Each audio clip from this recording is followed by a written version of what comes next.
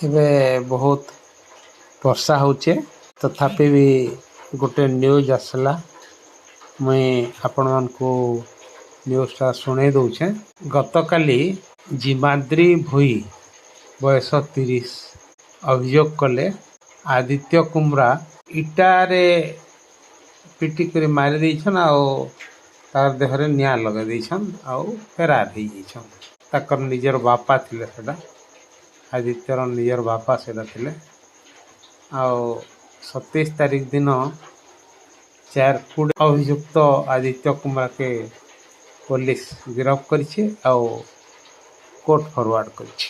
ଜନମୁଖ news ଲାଗି ବୀରେନ୍ଦ୍ର କୁମାର ନିଗ୍ରହୀ, ନମସ୍କାର।